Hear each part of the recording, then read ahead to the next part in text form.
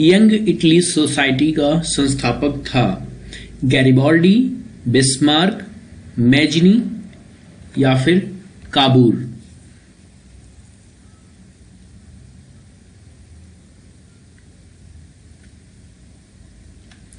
सही जवाब है मेजिनी।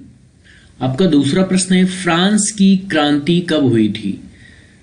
पहला ऑप्शन है 1788, दूसरा ऑप्शन है 1789, तीसरा ऑप्शन है 1790 और चौथा ऑप्शन है 1785। तो इसका सही जवाब है 1789 ईस्वी। तीसरा आपका प्रश्न है, राष्ट्रवाद का प्रारंभ किस देश से हुआ था? जर्मनी, भारत, फ्रांस या फिर इटली?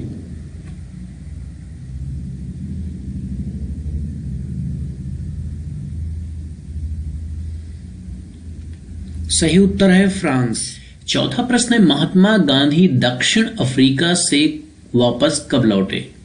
ए option 1914, B option 1915, C option 1918 या फिर डी ऑप्शन 1920? आपको यहां पर सोचने के लिए सिर्फ और सिर्फ 5 सेकंड मिलते हैं। इस दौरान आप अपना आंसर दे सकते हैं। सही जवाब है 1915। पांचवा प्रश्न है, सविनय अवज्ञा आंदोलन में गांधी जी ने नमक को अत्यधिक महत्व क्यों दिया? देखिए, बहुत अच्छा प्रश्न है। ऐसे ही प्रश्न पूछे जाते हैं। पहला ऑप्शन है, नमक का प्रयोग अमीर गरीब सभी करते थे। बी ऑप्शन है, यह भोजन का अभिन्न अंग था। सी ऑप्शन, नमक तैयार करने पर सरकार का एकाधिकार था। डी ऑप्शन, उपर्युक्त में से सभी।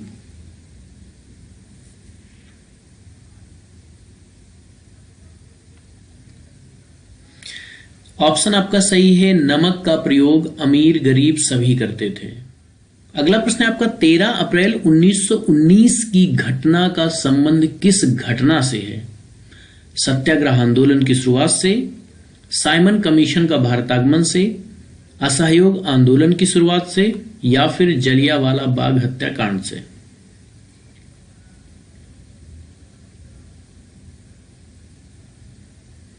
सही जवाब है आपका जलियांवाला बाग हत्याकांड से।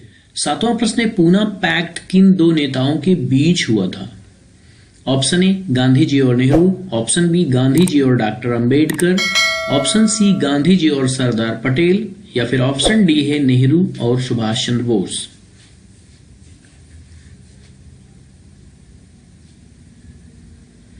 सही जवाब है गांधी जी और डॉक्टर अंबेडकर। आठवां प्रश्न है, असहयोग आंदोलन कब शुरू हुआ था?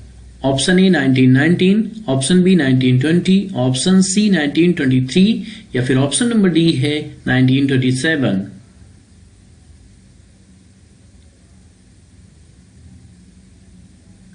सही जवाब है इसका 1920 में असहयोग आंदोलन। नौवां प्रश्न है, सविनय अवज्ञा आंदोलन की शुरुआत किस घटना के साथ हुई थी?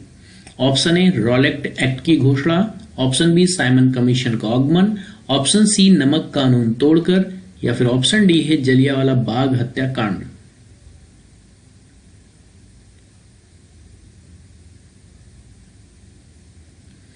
सही जवाब है नमक कानून तोड़कर। आपका 10वां प्रश्न है, करो या मरो का नारा किसने दिया था?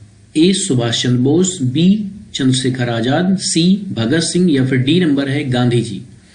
देखिए, इन प्रश्नों को आप पढ़ चुके हैं। सही जवाब है गांधी जी। 11 नंबर है, असहयोग आंदोलन का मुख्य कारण क्या था? ऑप्शन ए, प्रथम विश्व युद्ध, ऑप्शन बी, द्वितीय विश्व युद्ध, ऑप्शन सी, खिलाफत आंदोलन या फिर ऑप्शन नंबर डी है रॉलेट एक्ट? सही जवाब है खिलाफत आंदोलन। 12 नंबर है, गांधी जी का पहला सत्याग्रह है? बारदोली का आंदोलन, ऑप्शन बी, खेड़ा का सत्याग्रह, ऑप्शन सी, चंपारण का सत्याग्रह या फिर ऑप्शन नंबर डी है असहयोग आंदोलन?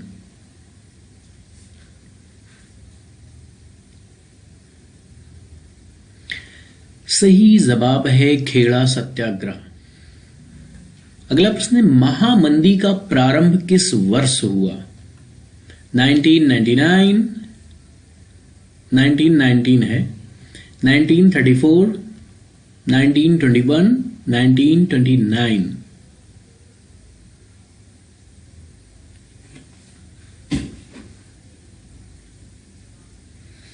सही जवाब है 1929।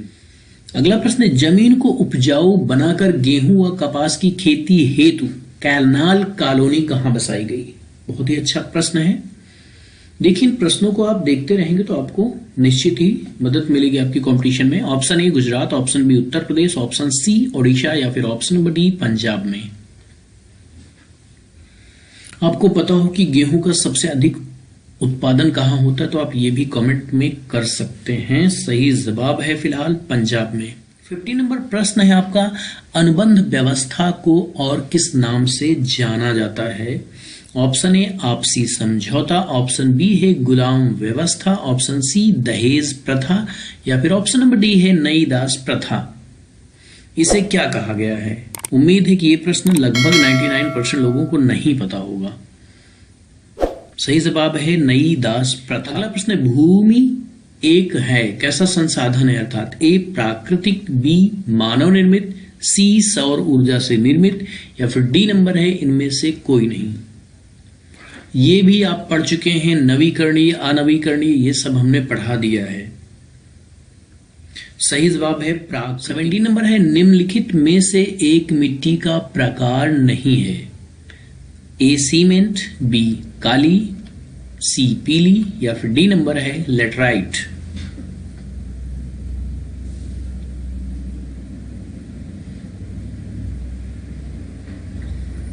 सही जवाब है आपका सीमेंट। देखिए, काली मिट्टी होता है, पीली मिट्टी होता है, लेटराइट मिट्टी होता है, ये सभी मिट्टी के प्रकार हैं, लेकिन सीमेंट मिट्टी का प्रकार नहीं है। काली मिट्टी को और क्या कहते हैं, ये जवाब आप दे सकते हैं। नंबर है, निम्न में से कौन सा अजैवीय संसाधन है? बहुत अच्छा प्रश्न है। ए है पशुचारण, बी है चट्टाने, सी है पौधे या फिर डी नंबर है मछलियां। आपने हमारे एनसीईआरटी की सीरीज देखी होगी तो निश्चित ही इन प्रश्नों के उत्तर आप दे पाएंगे, कोई कंफ्यूजन नहीं होगा। सही जवाब है आपका चट्टाने। 90 नंबर है, पर्वतों पर मृदा अपरदन का साधन है। ऑप्शन ए पवन, ऑप्शन बी हिमनद, ऑप्शन सी जल या फिर ऑप्शन नंबर डी है पशुचारण।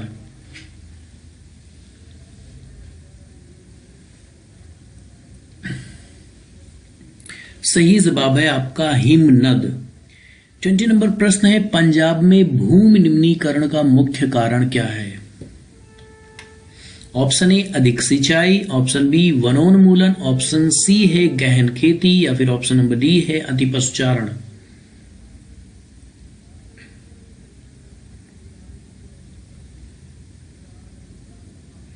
सही जवाब है अति पशुचारण। देखिए, ये भी आप पढ़ चुके हैं, इसीलिए मैं कह रहा हूं आपको कि एनसीईआरटी की जो सीरीज हमने डाली है उसका आप प्लेलिस्ट जाइए, वहां से सारी वीडियोस देखिए।